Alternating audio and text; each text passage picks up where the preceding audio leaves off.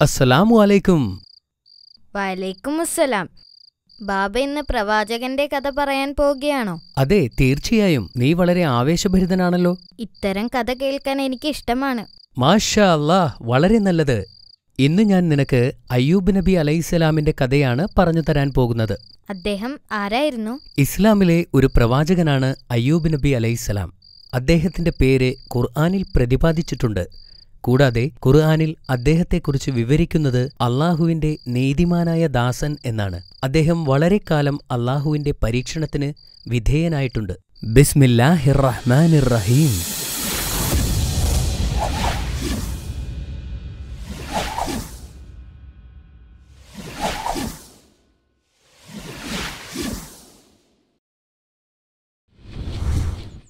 വളരെ വളരെ കാലം മുമ്പ് പ്രവാചകനായ അയ്യൂബ് എന്നു പേരുള്ള ഒരു വ്യക്തി ജീവിച്ചിരുന്നു.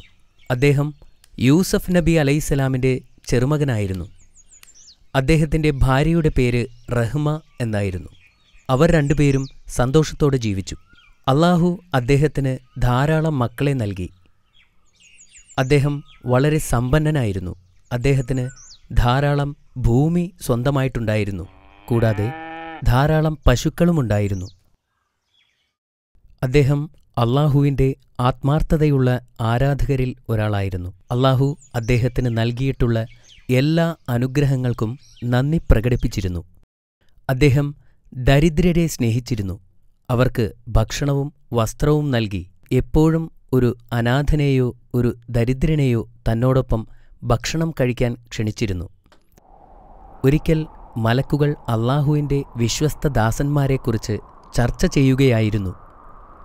മലക്കുകളിൽ ഒരാൾ ഇങ്ങനെ പറഞ്ഞു: ഇന്ന് ഭൂമിയിൽ ജീവിച്ചിരിക്കുന്നതിൽ ഏറ്റവും മികച്ച സൃഷ്ടി അയ്യൂബ് നബിയാണ്. അദ്ദേഹം മാന്യനായ ഒരു വ്യക്തിയാണ്. അദ്ദേഹം എപ്പോഴും അള്ളാഹുവിനെ ഓർക്കുന്നു. അള്ളാഹുവിന്റെ അടിമകൾക്ക് ഏറ്റവും നല്ല മാതൃകയാണ് അദ്ദേഹം. മറ്റൊരു മലക്ക് പറഞ്ഞു: അള്ളാഹു ദീർഘായുസ്സും സമൃദ്ധിയും നൽകി അദ്ദേഹത്തെ അനുഗ്രഹിച്ചിരിക്കുന്നു. ദരിദ്രനെയും പാവപ്പെട്ടവനെയും അദ്ദേഹം സഹായിക്കുന്നു. അദ്ദേഹം അടിമകളെ വാങ്ങുകയും അവരെ സ്വതന്ത്രരാക്കുകയും ചെയ്യുന്നു. വളരെ ഉദാരമനസ്കനാണ്. മറ്റൊരു മലക്ക് കൂട്ടിച്ചേർത്തു. ശൈത്താൻ അവരുടെ സംഭാഷണം കേട്ടു. അവൻ വളരെ അസ്വസ്ഥനായി. പ്രവാചകനെ സമീപിച്ച് അള്ളാഹുവിനെതിരായി പ്രലോഭിപ്പിക്കാൻ അവൻ തീരുമാനിച്ചു. ആദ്യം അവൻ ജീവിതത്തിലെ നല്ല കാര്യങ്ങളെക്കുറിച്ച് മന്ത്രിച്ചുകൊണ്ട് അയ്യൂബ് നബിയെ പ്രാർത്ഥനകളിൽ നിന്നും അകറ്റാൻ ശ്രമിച്ചു. എന്നാൽ അയ്യൂബ് നബി സത്യവിശ്വാസിയായിരുന്നു. അദ്ദേഹത്തെ പിന്തിരിപ്പിക്കാൻ കഴിയില്ലെന്ന് അവന് മനസ്സിലായി. അവന്റെ ശ്രമം പരാജയപ്പെട്ടപ്പോൾ ശൈത്താൻ ശരിക്കും രോഷാകുലനായി. അയ്യൂബ് നബിയെക്കുറിച്ച് പിശാച് അള്ളാഹുവിനോട് പരാതി പറഞ്ഞു. പ്രവാചകൻ അള്ളാഹുവിനോട് പ്രാർത്ഥിക്കുന്നുണ്ടെങ്കിലും അദ്ദേഹം ആത്മാർത്ഥതയുള്ള വ്യക്തി ആയിരുന്നില്ലെന്ന് അവൻ പറഞ്ഞു. പ്രവാചകൻ അള്ളാഹുവിനെ തൃപ്തിപ്പെടുത്താൻ ശ്രമിക്കുകയാണ്. അതിനാൽ അള്ളാഹു അദ്ദേഹത്തിന്റെ ധനം അദ്ദേഹത്തിൽ നിന്നും എടുത്തു മാറ്റുകയില്ലെന്നും ശൈത്താൻ പറഞ്ഞു. നീ അവന്റെ സമ്പത്ത് നീക്കിക്കളയുന്നുവെങ്കിൽ അവൻ നിന്റെ നാമത്തെ ഒരിക്കലും ഉരുവിടുകയില്ല. അവൻ നിന്നോട് പ്രാർത്ഥിക്കുന്നത് പോലും നിർത്തും. എന്നാൽ അള്ളാഹു ശൈത്താനോട് പറഞ്ഞു: അയ്യൂബ് അള്ളാഹുവിന്റെ ഏറ്റവും ആത്മാർത്ഥതയുള്ള ഭക്തന്മാരിൽ ഒരാളാണ്. അള്ളാഹുവിങ്കിൽ നിന്നുള്ള അനുഗ്രഹം ലഭിച്ചതിനാലാണ് അവൻ നിന്നെ അനുസരിക്കാത്തത്. പ്രവാചകന്റെ ആത്മാർത്ഥതയുടെ ആഴം ശൈത്താന് കാണിച്ചു കൊടുക്കാൻ അള്ളാഹു ആഗ്രഹിച്ചു. അതിനാൽ അയ്യൂബ് നബിയുടെ സ്വത്തിൽ അവൻ ഉദ്ദേശിച്ചതൊക്കെ ചെയ്യാൻ പിശാചിനെ അള്ളാഹു അനുവദിച്ചു. ശൈത്താൻ ഇപ്പോൾ വളരെ സന്തോഷവാനായി. അവൻ തന്റെ സഹായികളെയെല്ലാം കൂട്ടിച്ചേർക്കുകയും പ്രവാചകന്റെ ഉടമസ്ഥതയിലുള്ളതെല്ലാം തകർക്കാനും തുടങ്ങി. അവൻ അദ്ദേഹത്തിന്റെ കൃഷിസ്ഥലങ്ങൾ, കന്നുകാലികൾ എന്നിവയെല്ലാം കത്തിച്ചുകളഞ്ഞു. അദ്ദേഹത്തിന്റെ വീടിനെപ്പോലും വെറുതെ വിട്ടില്ല. പിന്നെ അവൻ അദ്ദേഹത്തിന്റെ എല്ലാ ദാസന്മാരെയും നശിപ്പിച്ചു. അയ്യൂബ് നബി ഇപ്പോൾ എല്ലാം നഷ്ടപ്പെട്ടവനായി മാറി. ആ സമയത്താണ് ശൈത്താൻ ഒരു വൃദ്ധന്റെ വേഷത്തിൽ പ്രവാചകനെ സമീപിച്ചത്. താങ്കളുടെ സമ്പത്തെല്ലാം നഷ്ടപ്പെട്ടു, അയാൾ പ്രവാചകനോട് പറഞ്ഞു. ഇതിനു കാരണം ചിലർ പറയുന്നത് താങ്കൾ മറ്റുള്ളവർക്ക് ധാരാളം ദാനധർമ്മങ്ങൾ ചെയ്തതുകൊണ്ടാണെന്നാണ്. മറ്റു ചിലർ പറയുന്നത് താങ്കൾ പ്രാർത്ഥനയ്ക്ക് വേണ്ടി ധാരാളം സമയം പാഴാക്കിയതുകൊണ്ടാണെന്ന്. താങ്കൾക്കുണ്ടായ നാശത്തെ തടയാൻ അള്ളാഹുവിന് കഴിവുണ്ടായിരുന്നെങ്കിൽ അള്ളാഹു താങ്കളെ രക്ഷിക്കുമായിരുന്നു. എന്നാൽ പ്രവാചകന് അള്ളാഹുവിലുള്ള വിശ്വാസത്തിന് അല്പം പോലും കോട്ടം തട്ടിയിരുന്നില്ല. ഈ കാണുന്നതെല്ലാം അള്ളാഹുവിന് സ്വന്തമാണ്. ഞാൻ ഈ സ്വത്തുക്കളുടെ ഒരു സംരക്ഷകൻ മാത്രമാണ്. അള്ളാഹു ഉദ്ദേശിക്കുന്നവർക്ക് അവൻ നൽകുകയും അള്ളാഹു ഉദ്ദേശിച്ചവരിൽ നിന്നും അവൻ തിരിച്ചെടുക്കുകയും ചെയ്യുന്നു. ഇങ്ങനെ പറഞ്ഞുകൊണ്ട് നബി വീണ്ടും അള്ളാഹുവിനോട് പ്രാർത്ഥിച്ചു. ഇത് കണ്ട ശൈത്താൻ വീണ്ടും നിരാശനായി. അതിനാൽ വീണ്ടും ശൈത്താൻ അള്ളാഹുവിനോട് സംസാരിച്ചു.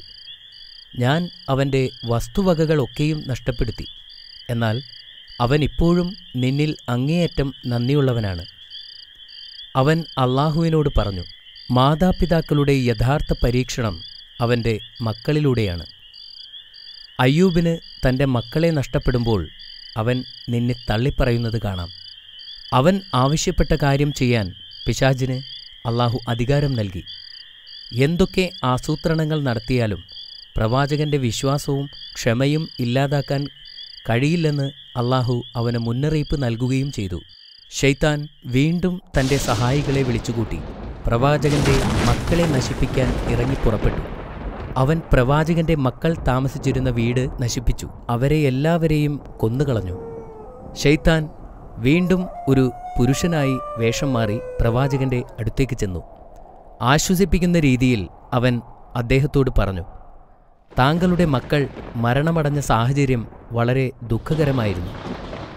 തീർച്ചയായും നിന്റെ നാഥൻ നിന്റെ പ്രാർത്ഥനയ്ക്കുള്ള പ്രതിഫലം നൽകിയില്ല.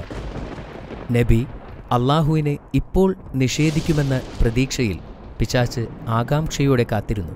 പക്ഷേ പ്രവാചകൻ പറഞ്ഞു, അള്ളാഹു ചിലപ്പോൾ നൽകും, ചിലപ്പോൾ അവൻ തിരിച്ചെടുക്കും.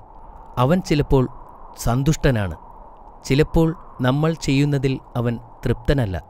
എന്തു സംഭവിച്ചാലും എൻ്റെ വിശ്വാസത്തിൽ ഞാൻ ഉറച്ചു നിൽക്കുകയും എൻ്റെ സൃഷ്ടാവിനോട് ഞാൻ എന്നും നന്ദിയുള്ളവനായിരിക്കുകയും ചെയ്യും.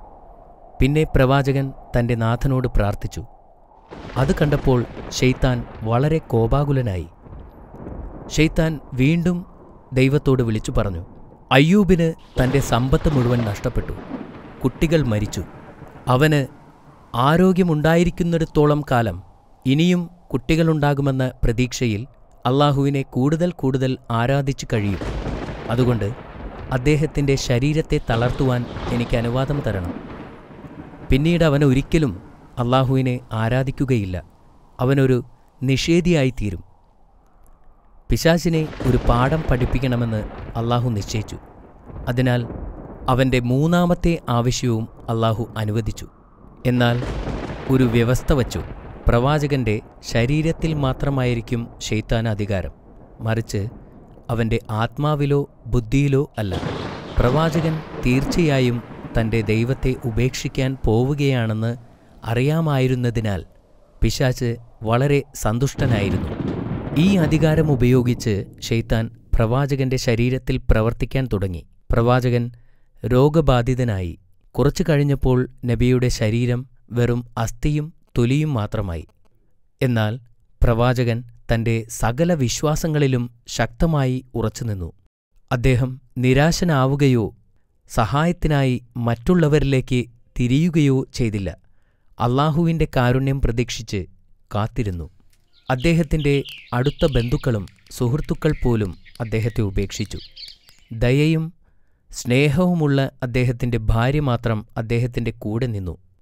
അവൾ പ്രവാചകനോട് ധാരാളം കരുണ കാണിക്കുകയും നന്നായി പരിചരിക്കുകയും ചെയ്തു. ശൈത്താൻ ഇപ്പോൾ തീർത്തും അസ്വസ്ഥനായിരുന്നു.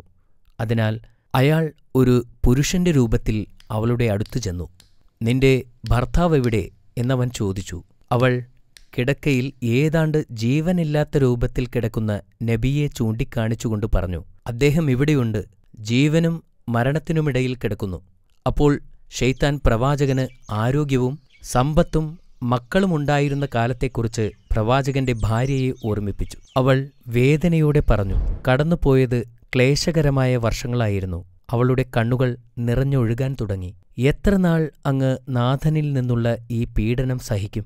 അവൾ കരഞ്ഞുകൊണ്ട് പ്രവാചകനോട് ചോദിച്ചു, നമുക്ക് സമ്പത്തും മക്കളും സുഹൃത്തുക്കളും ഒന്നുമില്ലാതെ നിലനിൽക്കണമെന്നുണ്ടോ? താങ്കൾ എന്തുകൊണ്ടാണ് നമ്മുടെ കഷ്ടപ്പാടുകൾ മാറ്റാൻ അള്ളാഹുവിനോട് ആവശ്യപ്പെടാത്തത്? പ്രവാചകൻ ദീർഘനിശ്വാസമെടുത്തുകൊണ്ട് മൃദുവായ ശബ്ദത്തിൽ മറുപടി പറഞ്ഞു, ശൈത്താൻ നിന്നിൽ കൂടിയിരിക്കുന്നു. പറയൂ, എത്ര കാലം ഞാൻ നല്ല ആരോഗ്യവും സമ്പത്തും ആസ്വദിച്ചു? അദ്ദേഹം അവളോട് ചോദിച്ചു. 70 വർഷങ്ങൾ. അവൾ മറുപടി പറഞ്ഞു. എത്ര കാലമായി ഞാൻ ഇതുപോലെ കഷ്ടപ്പെടാൻ തുടങ്ങിയിട്ട്? അദ്ദേഹം വീണ്ടും ചോദിച്ചു. 7 വർഷങ്ങൾ. അവൾ മറുപടി പറഞ്ഞു. അപ്പോൾ അദ്ദേഹം അവളോട് പറഞ്ഞു, ഈ കാര്യത്തിൽ എന്റെ കഷ്ടപ്പാടുകൾ നീക്കാൻ അല്ലാഹുവിനോട് പ്രാർത്ഥിക്കാൻ ഞാൻ ലജ്ജിക്കുന്നു. കാരണം ആരോഗ്യത്തോടും സമ്പൽ സമൃദ്ധിയോടും ജീവിക്കുന്ന വർഷത്തേക്കാൾ കൂടുതൽ വർഷം ഞാൻ കഷ്ടപ്പാട് അനുഭവിച്ചില്ല. എന്നിട്ട് അദ്ദേഹം അവളോട് പറഞ്ഞു, അല്ലാഹുവിനോടുള്ള വിശ്വാസത്തിൽ നീ അസംതൃപ്തയാണ്.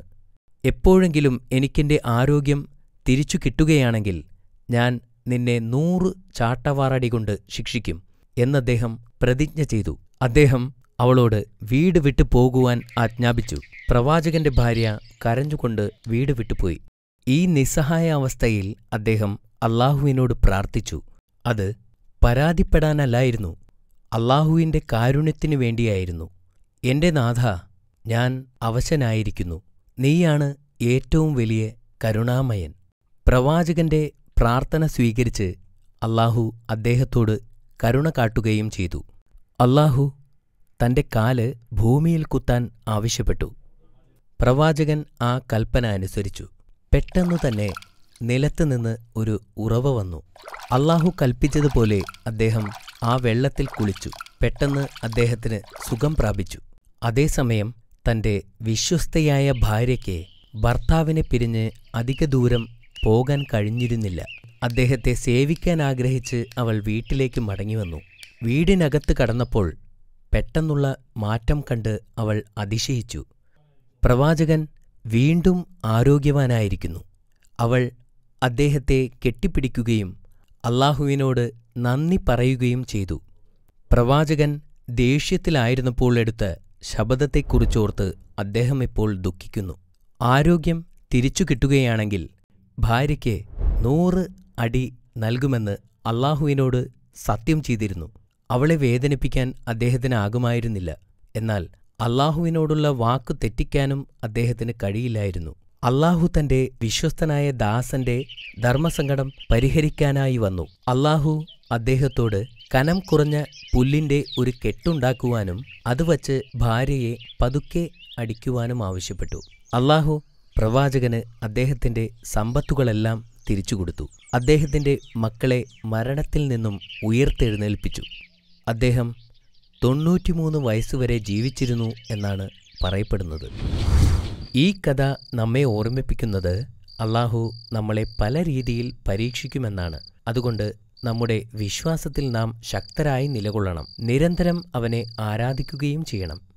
മാഷാ അല്ലാ, ഇത് വളരെ നല്ല കഥയായിരുന്നു. നീ ഇപ്പോൾ ചോദ്യങ്ങൾക്ക് തയ്യാറാണോ അമീർ? തയ്യാറാണ്.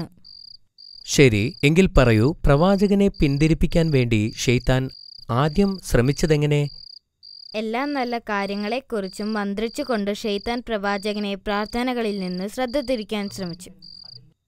പ്രവാചകൻ അതിൽ നിന്നും ശ്രദ്ധ തിരിച്ചോ? ഇല്ല, പ്രവാചകൻ ഒരു യഥാർത്ഥ വിശ്വാസിയായിരുന്നു. അദ്ദേഹം മറ്റൊന്നിലും ശ്രദ്ധ കേന്ദ്രീകരിച്ചില്ല. അത് ശരിയാണ്. പ്രവാചകൻ എങ്ങനെയാണ് രണ്ടാമത്തെ തവണ പരീക്ഷിക്കപ്പെട്ടത്? പ്രവാചകൻ അള്ളാഹുവിനെ തൃപ്തിപ്പെടുത്താൻ ശ്രമിക്കുകയാണെന്നും അള്ളാഹു നബിയുടെ സ്വത്ത് എടുത്തു മാറ്റണമെന്നും ശൈത്താൻ പറഞ്ഞു. എന്നിട്ട് നബിയുടെ സ്വത്ത് മുഴുവൻ ശൈത്താൻ കത്തിച്ചു കളഞ്ഞു. മാഷാ അല്ലാ, വീണ്ടും ശരിയാണ്. പ്രവാചകൻ ഈ സമയം അള്ളാഹുവിനോടുള്ള ആരാധന നിർത്തിയോ? ഇല്ല, അദ്ദേഹത്തിന്റെ എല്ലാ സ്വത്തുക്കളും അള്ളാഹു നൽകിയതായിരുന്നു എന്നും അത് തിരിച്ചെടുത്തതിൽ പ്രശ്നങ്ങളൊന്നുമില്ല എന്നും പറഞ്ഞു. Very good. മൂന്നാമത്തെ തവണ ശൈത്താൻ അദ്ദേഹത്തെ പരീക്ഷിച്ചതെങ്ങനെയായിരുന്നു? പ്രവാചകന്റെ കുട്ടികളെ കൊല്ലുന്നതിനായി അള്ളാഹുവിന്റെ അനുവാദം ശൈത്താൻ വാങ്ങി. മക്കളെല്ലാം കൊല്ലപ്പെട്ട ശേഷം പ്രവാചകൻ അള്ളാഹുവിനോടുള്ള പ്രാർത്ഥന നിർത്തിയോ? ഇല്ല, പ്രവാചകൻ അള്ളാഹുവിനോടുള്ള പ്രാർത്ഥന അവസാനിപ്പിച്ചില്ല. വീണ്ടും പ്രാർത്ഥിച്ചുകൊണ്ടിരുന്നു. ശൈത്താൻ അവസാനമായി പ്രവാചകനെ പരീക്ഷിച്ചതെങ്ങനെ? പ്രവാചകന്റെ ശരീരം രോഗം ബാധിച്ച് അവശനാക്കുവാൻ അള്ളാഹുവിനോട് അനുവാദം വാങ്ങിച്ചു. ഇതുകൊണ്ട് പ്രവാചകൻ അള്ളാഹുവിനോടുള്ള ആരാധന നിർത്തിയോ? ഇല്ല, പ്രവാചകൻ തന്റെ സകല വിശ്വാസങ്ങളിലും ഉറച്ചുനിന്നു. നബി നിരാശനാവുകയോ സഹായത്തിനായി മറ്റുള്ളവരിലേക്ക് തിരിയുകയോ ചെയ്തില്ല. അള്ളാഹുവിന്റെ പ്രീതിക്കായി നബി കാത്തിരുന്നു.